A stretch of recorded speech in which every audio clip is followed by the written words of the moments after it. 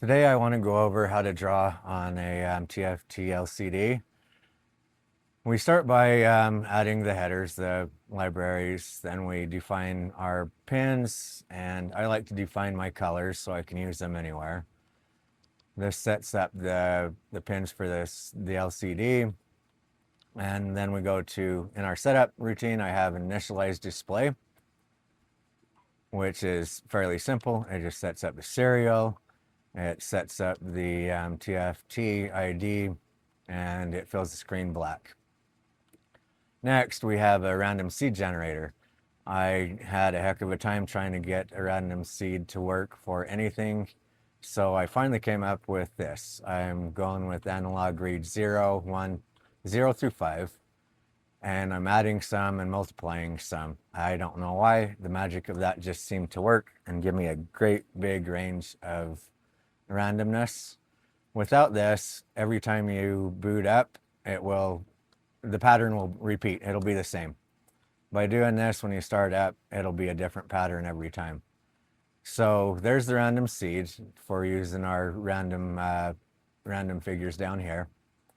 I am explaining this draw star later, but basically it's just drawing a circle, dividing that circle up into however many points, and then it's making a smaller circle on the inside, dividing them points, and then connecting those points together using the draw line function, and the draw pixels just draws a single digit, just single pixel at each one of the points so I can see where the points are.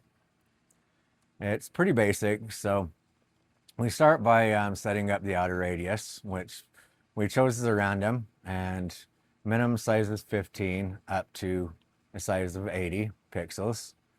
Then we do our inner radius, which is 15 up to the outer radius plus 1, which lets me go up to the size of the outer radius so they can match.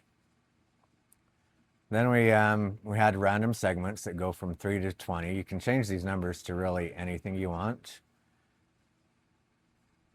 And then we have random X and Y positions. So the X position is anywhere from 0 plus the outer radius, which keeps it inside the boundary box, to the 241 minus the outer radius. Again, it keeps it inside the box, the bounding box. That's what these two are doing. Then we have a rotation of -100 to 100. And what that does is gives us a float between -1 to 1. So anywhere inside of that. So it could be like 0.88 as in our sample later. And then it just prints out the sizes on the serial line and draws our star with those coordinates and everything set up. And at the very end, we are actually filling a circle. I see people all the time just filling in the whole screen. I don't particularly care for that. So I am filling only the circle plus 2 pixels. So it's taking this outer diameter, adding 2 pixels to it, and coloring it black. So it's just erasing our previous screen.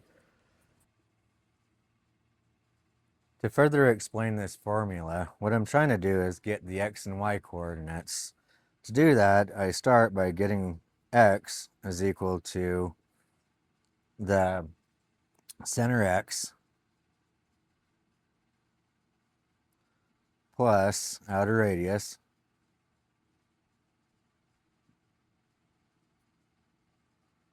times the sine of 2 pi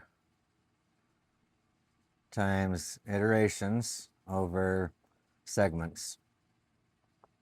To get y, we take the center of y,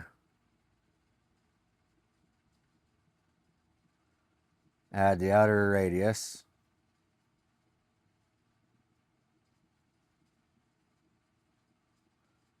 times the cosine of 2 pi times iterations divided by segments. And what this is 2 pi is actually giving you a full pi. If you just had pi, it would only give you the top side and not the bottom. By doing 2 pi, you get both top and bottom on both sides. You get the x and y top and bottom. So what I'm doing is actually just using this section here to build a circle. And the circle is an xy is equal to -1, 2, 1. So if we're looking at this, we have y is equal to 1 and -y is equal to -1. So we have our y right there. And here's our x. So -x is equal to -1. X is equal to 1. So each one of these points right here are 1.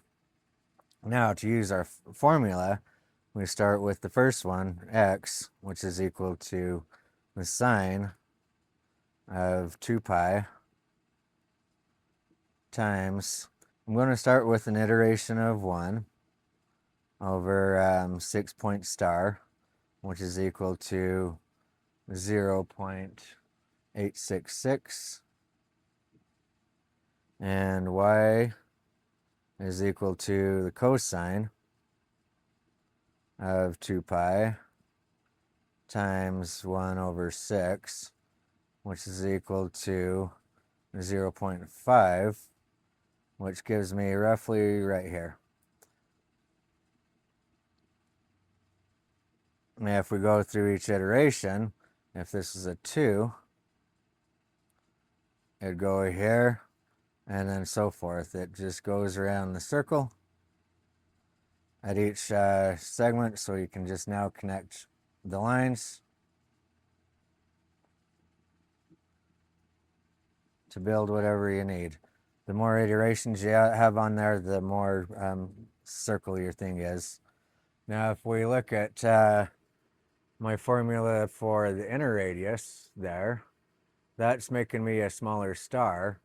And where you see this rotate 0.5, what that is doing is actually rotating the whole piece by a half a turn. So instead of being right here, starting right here in a smaller circle, it'll start like right here, and then here, here, here, here, and here. Then you can build your stars starting like that, that,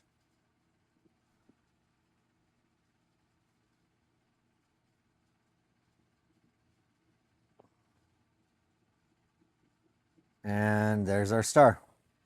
That's all this formula really does. It's pretty awesome and magical, but just think about it. This last one iteration I have right here is 2 pi I minus 1, iteration minus 1.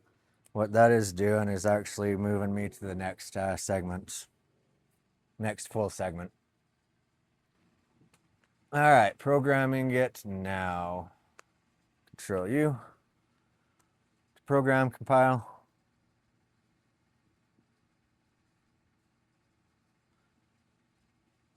And there we go. We have our stars, random stars. They just pop up everywhere and they stay within the screen border.